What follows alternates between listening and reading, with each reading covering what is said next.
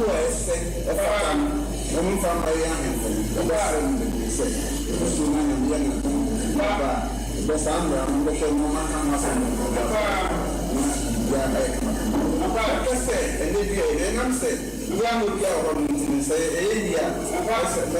and said, what the fuck, said Makinson. Nyankas on the Sakana. Remember,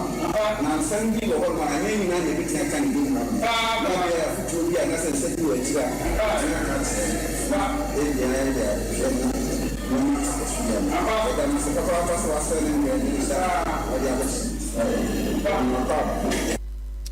Ugwama hene no ose ade ayokosi kanin ya wotodo anan na ate se wokasa na wokansa ase mi wie no mampani dada John Dramani Mahama enso so mu no de ne de epi so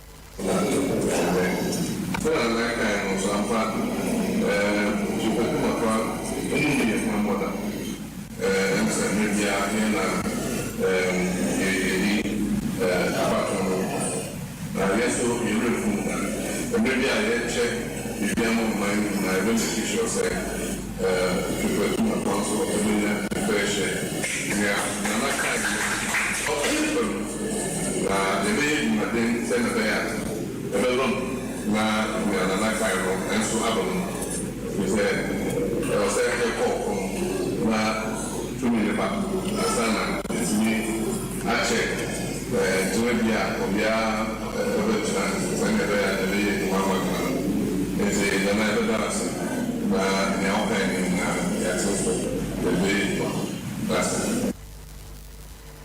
Mampani dada John Dramani Mahama nemfoni na ne etwa go no na ne nso na ote ye na we de Most Reverend Joseph Kwefri Faje Kum wono na president ama Catholic Bishop Conference Kofodua na wode sansemi ya todwa chese se ye hwe amamre ne amane mu pa de a wo ba ne obewade be ma ne be ma ewade eso enhira so na sofo pani wabɔ ne krerika na wogina so na fe wo yo nom ne ehu ade no sabio se ye amamre mu ana eyo osum mu na ehu ade wo mu de wo mu gina ba bi wo mu gina wo esanse nyame mpe sa na nana no mpe e kama ese emuado makura no wo no mpe na die nti na wo ka sa asemi wo de nti no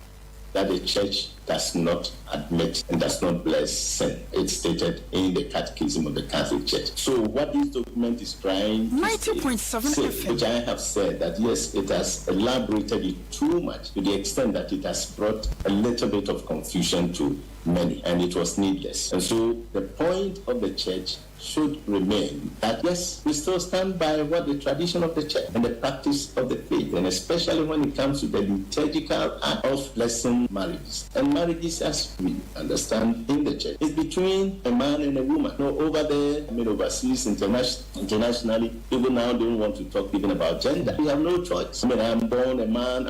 you are born a woman. So we cannot deviate from that. And also, it must also respect the sensibilities and cultural sense of the communities that the churches are in, Asia, what we call it in Africa, and so forth. I'm sure you agree with me that even till now, in this country, many community, they really get to know that, for example, or a woman and a woman have had an affair, they are banished from the community. It's a taboo. In some places, even they will, slaughter a goat or a sheep or something and pour the blood on you. That is fine. The tradition. Not too long ago in Kranza, I read something about it. And so, the sensibilities of our people should not also be underrated. And I think that is one area that we have to understand. So I understand it that the church is not, or this declaration is not asking us to bless sacramentally any such union. One of the paragraphs which may have created such confusion, that which is unfortunate, and eventually we hope that this thing will not also happen. And then also that we can bless same-sex marriage. But then blessing can be given to people for different reasons and for different intentions. That one we should not discriminate. No, Catholic Bishop Conference President ya Wutuano Kofodua and Odessa ansemi etudwa. Na medu wuram ewo afano Southwest hwa mankraso ene yewo na yewura wono ne da ye friend Obi Foundation on ACO Dr. Emmanuel Boatin wa file nomination form na wie wa file a submit na wode koye no ensem a wode tu dwanie say na ebefo ebi amane o inside no na say onyankopon na ya dey say odi to say Dr. Emmanuel say Boatin ya na to mo no south east say we come pa onyankopon na so so dey go wa for south east na etimi abaya mana efe ayi kwa be she say abodi fit say na no na be che onyankopon ni ni ya hye wa no nim say e baby go dru ama yes that's why I didn't call him to say David. Now you're questioning was less. Now you know, and it's a so. Now when you say also who he could go and sign in his CFP, or be dignified. You say, when I'm on the airport, or the ancient, or the airport tour, a Hana man, you part and I'm in India when you go call your mommy. Now, strategically, if you're able to realize some way, and the experimental survey, you say the issues that are bordering the constituency, you don't say it's me, I resolve it to my side, and to me, I'm a pound for, and then name the leader. Dr. Emmanuel said what he said. The 200 see for MPP among you kuno, among for Dr. Mra, and Dr. Ba, Yahoto Abba, Dr. Ba, and Gaswaba. We fit together, we can do it. I serve because I care. Now, if you take a car, Medema, and the 200 see for the say, I feel this year, Xmas, you will be Merry Xmas. Now, me bompa say when you go mu bia hoden na onto super emu obi anwuma so say le be ya yin na benya hoden na de duru a etimi eba na mo de onko community no abedi Dr. Emmanuel say Boatin de me kanya ne say eduru bra obi a de ne tirim po eno ma obetimi aye e de aba ne stress ade be kase chichi ade be no ma ensem fata enya ye party ma enya ye dine fa ko so bi oso dina na hona ne ba dina eni kwa se mi koka wa sem bi e bechi obi na achire na ekoye se na opposition kote a na ya ye ho abura na se ye ho papa ti me stress e to any sen for either form boko ye mfa ne form na ye bibia internally in develop internal mechanism a emfa result bia to say routes and as a kiosks bia ma na at the end of the day mo tu aba no emma Dr. Emmanuel say Boatin on the team mo famase on the new mo how on the new mo dadune we make any make dadune say I have found south east abeswa this konkone me at say class pen minimum ya akura ane enoma hana mani ewu e kai bra na e konfom koyen kenten e kai bra na e todo kono de bo asiche mu de te komase nti minimum se ma for de ba omo how omo kwada na omo no mama komu no minimum se na boa na me kakra no timi de aboa onyame tumi nti betimi aboa ya for no south east e de akọ enimu ama Israel ene a woti ye ne mfoni ana wo hwei eye Dr. Emmanuel Boatin Obi Foundation pani a wotua no ena na wode ne nsematu dwabra wode ne forms koma mpanimfo ewo krono so ehwa anso na dujama wo ene babia wo bo so nyina hafa no south east na chese wo mo no ne mankrasofo ene bohye na wieye no panimpa a wode netua amanyoku wo so no ewo mpotem ho chema wusu wono nso ede na futuo ene bra woje forms ne wieye de wode ta akire no eka ho Yeji wo kata no na doso do Sompa ohwe sabi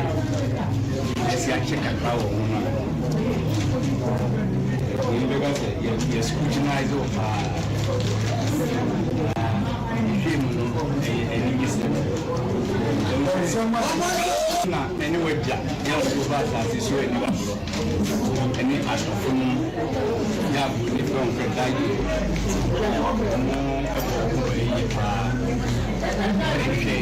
so we siyama ne ukata ya jini we say the person parents my education na party no ehwe through the obepe MPA so the party no there is na developmental project bi wo ma also wana yewe but me edi wo kakra wa also to be a party what ya pa and a falling future so I can't and also why am the executives over how IGB out election committee in the party. Anything on if we elect a election, they should up to the South Africa as our election committee. Usuno no, Oko Afano, South East, was Namanyoku no. When they appear no say what teaching any and I say what they nanojisem trijano. And then yedaswa was abri, one more you were when I saw a sign, woman in pass, Wamoko Prima, Shabaja, a cunyano, Chichu, any beer. A hodie, ma many papa and our dear say, and your found constituency for one to say the Wamoto banano, na and Cransana for Netifi, one muy mammy no, Jackrembotima Bonsu, and Wabapa. Upon Chairman Tim Cransama Peja Hima, said woman and Cra Franca non copre, a war and Rashabaja Fieno. Say, Oko, baby, et say Ghana Heya asem na making na ura ho na ura baby to say swame about 1 peso euros a chairman sabunsu. One em Rashabajani say, and also come Rashabaja Fia, don't case no 1 man war. Papa say, one nan could be. They said, dear, what boy, Jumana, boa, aboni, any hot dear, and your brass said, with your moment, Chirimanso, one ever befa. Na lawyer Dako, one no, and I say, see, swami about 1 peso, while filing nomination form so, and I watch him say, one never pay could have pay 2019 was what also today. Natureno, a real uncle was house rubber bill, and party penning for a casachireno, say, was in Molu, my uncle. Say a Jumane dear, when who so bit me ayo, Nane Brennan Yanswing, Omoluma and Conye, no Cono Coco fan the power, one more who any we not quite to moi, and the mobile formano, na what you miako. Na Nina Mono, what then and crat echo, as some of the 2 Jenny.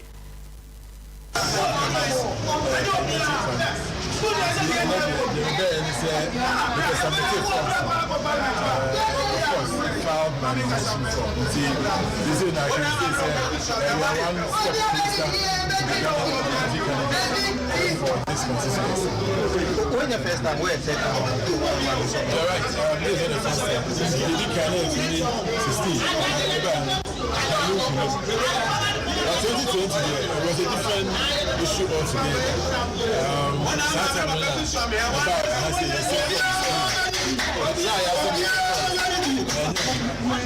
I feel the forms were made available. The fact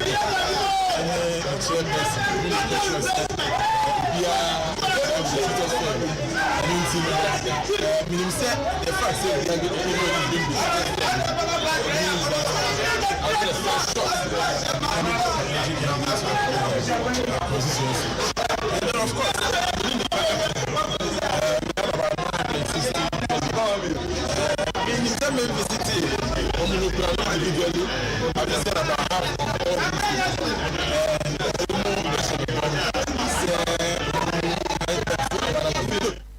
I was for Lawyer John Dacon. Yes, it's say, Okoswami about 1 peso soa. Was standing when I say, or Sonamanu Kuno, one day could you know woman him, Nefe, Waprem Rashe, Acunia, the Euros HMN Sabunsu, what is one, or Quaco Paswat Naso, Nefe, Waprem Puntu, Edia Breswami 4. Now, a year no. Tichania, one a Damanu Kuyano, Aban, Luca, one also the Nedia, a P2. Casabli were fan from the Ghana. But we're confiding in us, said yes, Swami for every Pejano, and Yakudra, Pejano, Akudra, and also so what the Swami for us into the America and a ball party executive Samani said the Android on Pese, Odessa, Atwasu, higher MPP, until Ujai. Power Senator na nkodani di achiri bi so the owo opepadiano eso atumi ambana obefa ediasi enti sabotie ya ye no kwasem se yewra honorable say chairman sabuchi o say omabi ono ankasa kan ne brofo say chairman you bow out when the applaud is loudest enti miwra na bia obebi eno eye bra Lawyer John Dacon wode ne forms no ko wie ya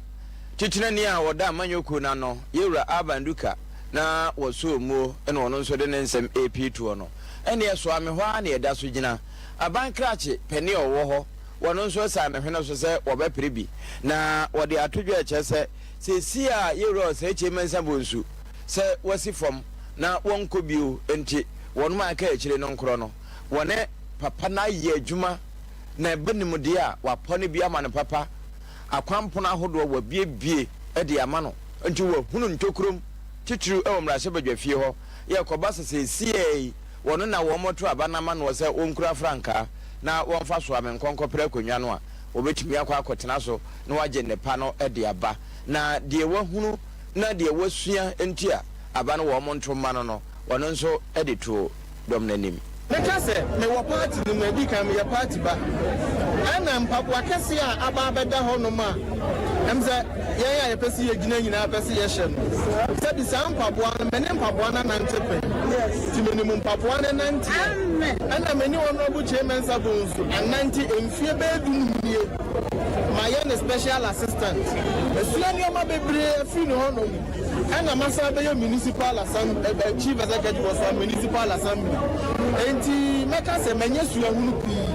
se chairman sabunsu kwa empremple mu yanya nesasu yemo ye benya wo bia ye manebra obetima be se chairman sabi ye betimi anya wo bi saa na ehia wo bi a watimi ne nanante ache no wanya suahunu adi bi papa ne na ase asua ni omaku etu bu sam se den na hye minkran ya ye hye minkran ne se my party ni mu adwuma over party ni mu structures no my polling station chairman my assemblyman in Brenza my town council chairman my presiding member from here my special assistant to the majority eno honorable Maxwell Ofosubuachi wona ya bankrache ewo so ame abato mpesua so eno wo kyerɛkyerɛ die ntia wonim pefe se wonum a esi hene no no wonum etu hene no edom eto abama no a wobetimi akọ na emrahye bedwom ho wakọ akọboa so ame abato mpesua so no wo kyerɛkyerɛ se iro se eche mansa bunsu nka esi tetu atetu a nanso wo koi no sisia die ne nsa so edene na mom di obetimi apempen na waduru se de wote no eye wono honorable Maxwell Ofosubuachi a wone papa ya nante be se mfinhye dunum ene akire na ne nyina mu no yewura Abuachi Kofi Benjamin wono no ye delegate wono mo eto aba eyi empanimfo ma wo mo ko no bi na wo se papa we die nti a wono nso aba aboso eta na chi no wonim die wonimu ne ne obetimi ayo enti wono ma aka akire se esi ahene na etu ahenefo no wono mo kokromoti power wo mo kwa koyi die obekura franka na anka ankoyi obia no enye aban krache yewura Ofosubuachi Another HMS summit also Ghana, Africa. So if he said he's hesitant parliament, we don't need any other but perfect replacement.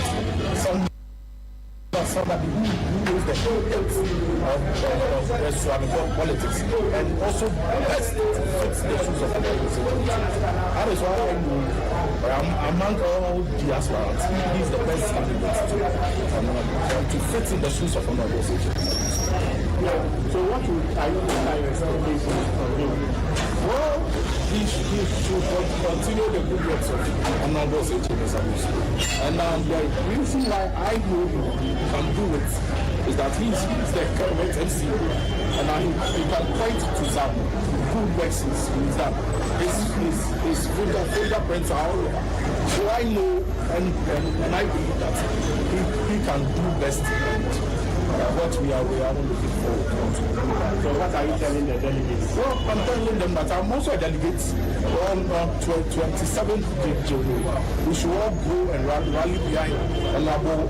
Maxwell Ofosubuachi. And not also to rally behind, but also vote for him to become the next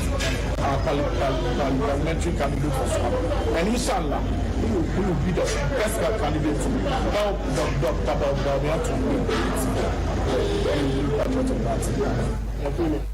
Sese wosono no wonwa ne abo akase ane nam ho apaso sese wo man Ghana mu esanse ba bia eye nkonwa wɔn mo ana tetete wɔn adeɛ so no afei na wɔn nso gu so a wɔyi deɛ obekura frankaa na wakɔ mmarahyɛ badwa fie hɔ na akɔ nkwanta ne na afa Professor Kwam wɔno ɛna ɛkorɔ na yɛwura Joseph Kwam de atodwa ɛkyɛ sɛ wɔn ma ɛwɔ manso nkwanta ɛne na afa egu so san frɛfrɛ no sɛ wɔn kɔ ne mpire no so papa yi wɔn nso na Prof Kwan series ɛhyɛ ne nsa wɔ interscience nom ne deɛ ɛka aka ho na mmɔden a wɔbɔ ɛde bo amanso nkwantafoɔ ɛna wɔn mo san frɛ ne sɛ ma wɔn tentena o wɔn san to aso bio na wɔdi atimamufoɔ na ɛka na wɔn kan no nso wɔte na wɔde bi tu dwa wɔden ne day akyɛ we far forms on menim sɛ agoro no medibida maba abɛyɛ MP ɛna edu baabi ɛna delegates ne ka asɛm ntranche sisia ɔmaso nsu asoansa I know for sure say 108 projects are made by with this massive hospital, this massive TVET project, new one, yes. And we share secondary schools for a change a buy 10 rows. And in a contract, and no more yet are McCoy as Sienina Ajay. That is a clear indication telling you, say, indeed. I was saying, Miss Abana better. My dear, Ada Ajay, Ajay, said Nananum, being more friendly, no more catches a pump. Say, Najuma Pana, your delegacy, baby, Abba Fabia, no more. Ya feel Sabra back. Indeed. Me inipa ene bo me chidom ena mo de me call abem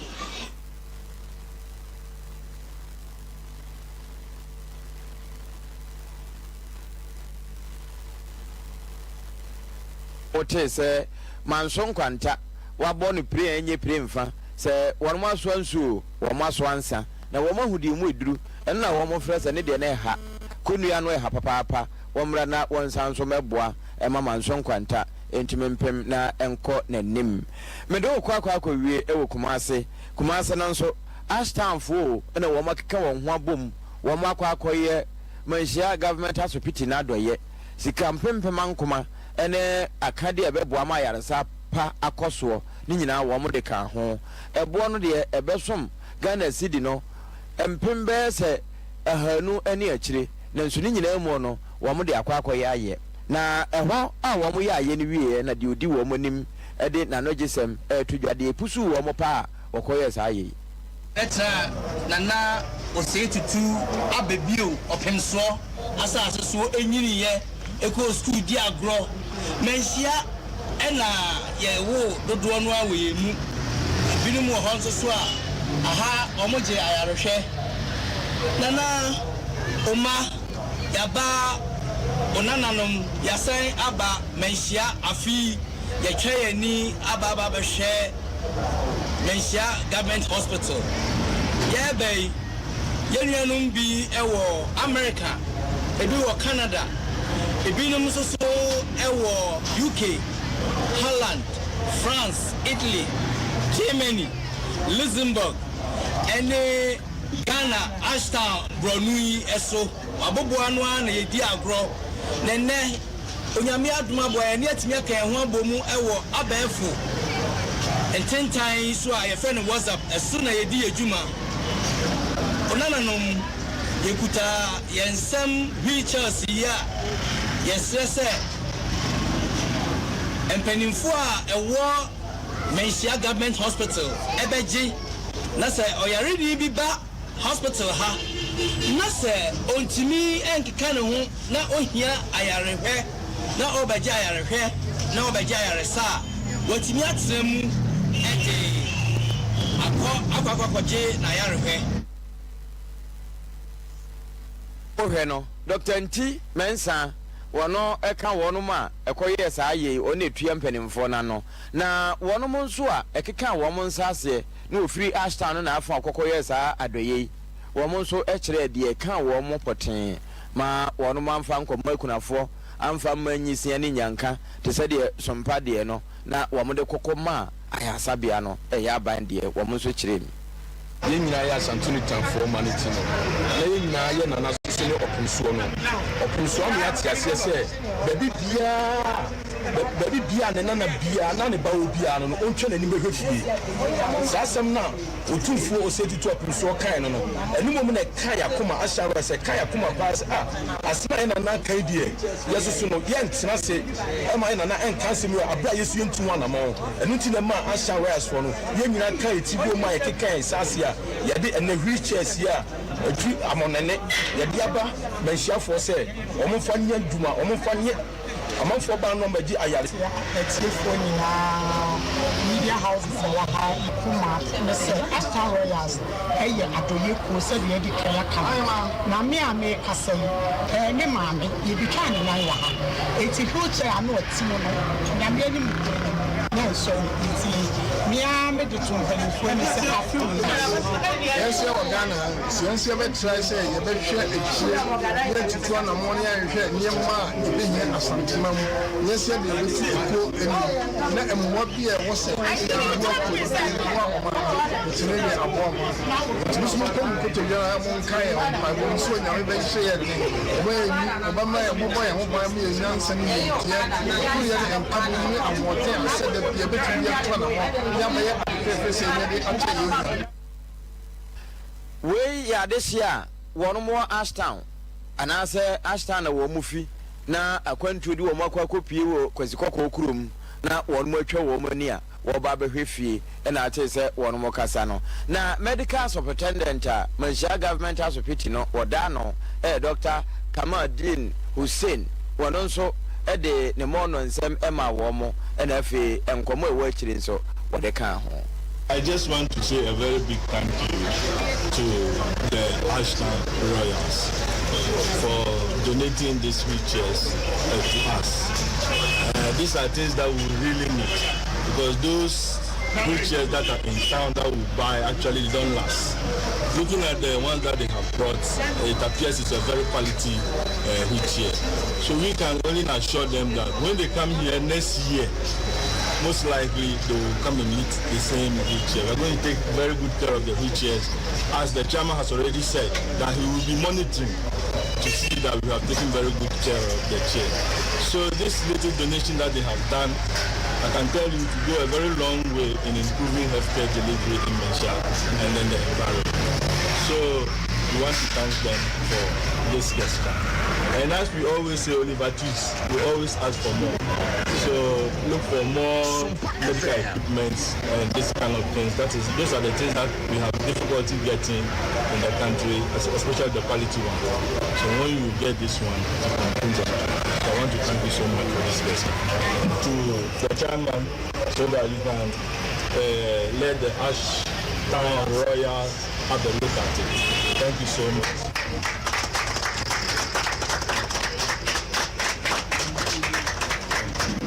Hussein. I'm the medical superintendent of the hospital. Dr. Kamaldeen Hussein, where Penia would hear Manhyia aban a sabia nano, and a or damp and in 4 years here, and our sounds of cradi a futu, a man for France said, Does he be review and the Jankaneka? What can you repe a dear chair, the obedience so now or share, and no soon yejana, none pay. No in Siabre Mocassia bo, and nequasi. Brunya mu yesi brunya duane yede esi yura sante bo Benedict wona kase nyina wo samu emfa ho se dodo na mo amakwan wo mo kwakodi brunya yene de yeda so a ewo mo sanse wo mu di brunya ekura no ya na ebekoso a na yaso wo mo akosu asomu a wo so mu ema kase ne yesre kuku a eka ho ne kuku yi na ura systematic for wo mo dan no ho a ba bia ye mfidie no funu ma na ye ba TV so na ye ko Facebook YouTube ne ba bia no Papa Toast woni so fotachi ene ye esa adwuma no agya pia pam dada ene medin anopai